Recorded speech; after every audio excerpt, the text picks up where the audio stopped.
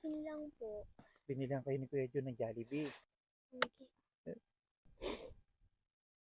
Gusto ko buksan mo. Maraming salamat po sa inyo. Mga bata, oh. Mga estudyante kumakain dito sa ilalim ng puno. Ano ginagawa niyo dyan? Oh, bakit kayo dito kumakain? Nahihiya po kami kumain sa school po namin kasi wala po kami ulam. Anong ulam niyo? Asin lang po. Asin lang? Anong pangalan mo? Krislin po. Rislin. Ikaw kuya, anong pangalan mo? Maisen po. Ano kayo? Magkapatid po. Magkapatid. Anong grade ka na? Parehas po kaming grade 4. Parehas kayong grade 4. Opo. Ilang taong ka na? Ako po 12 kasi po huminto po ako.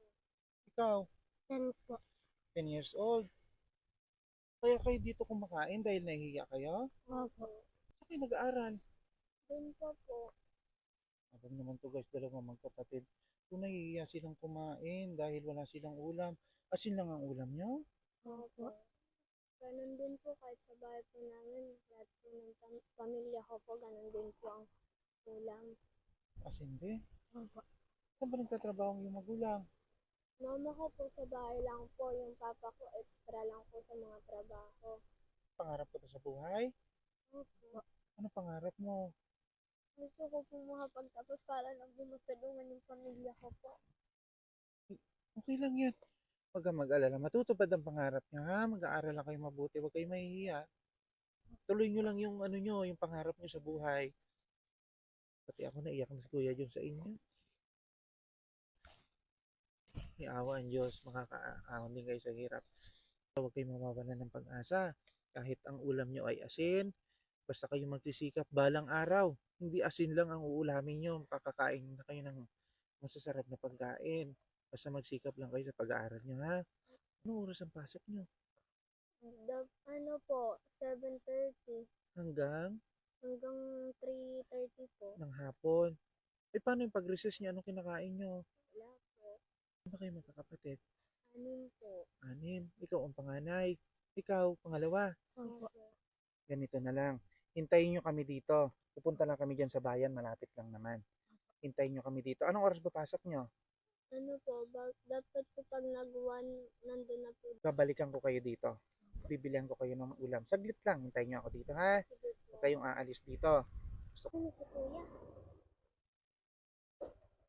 Oh, Kuya, akala po namin hindi na po kayo babalik eh. ay, babalik ako kasi pangako ko sa inyo, di ba? Naubos niyo ba yung pagkain nyo? Hindi po.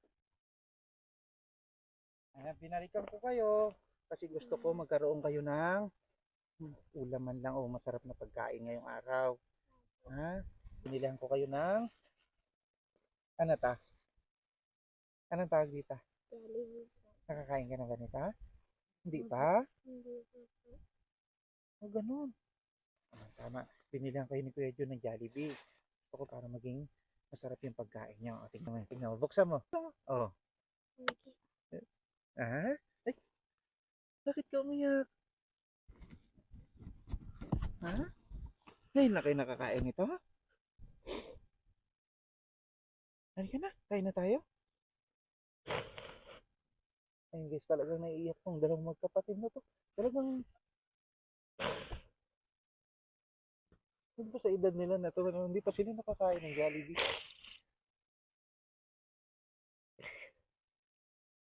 Hindi ba kayo nakakapunta ng bayan?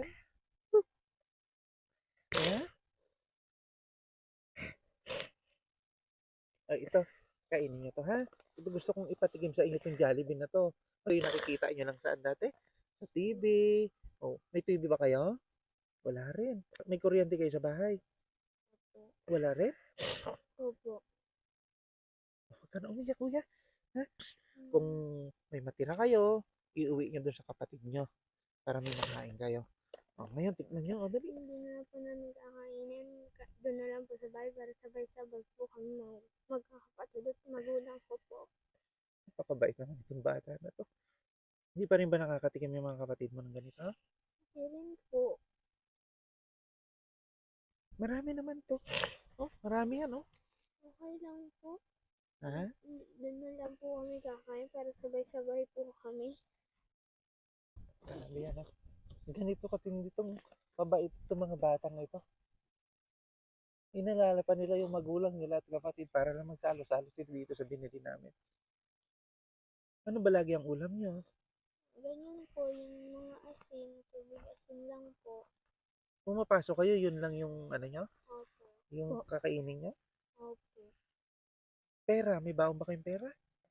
Wala rin. Wala po. Makikita nyo, ito yung binili natin sa kanyang manok. Ito, chicken. So, para makakain sila. Tingnan natin yung kanilang kinain. So, ito guys, yung ulam nila. Ang asin. Bukod dyan, di ba wala kayong baon? Opo. Teka, hintayin nyo ako dyan ha. May kukunin lang ako sa motor. Opo. Ito, Chrislyn, di ba mayroon kayong may ulam na kayo? May kanin na rin dyan. Wala kayong baon palagi. Opo. Ito, may regalo pa si Kuya Jun sa inyo. Ha? Opo. Gusto ko buksan mo. Ayan. Mat po. Ito, gamitin nyo ito pang baon nyo ha. Opo.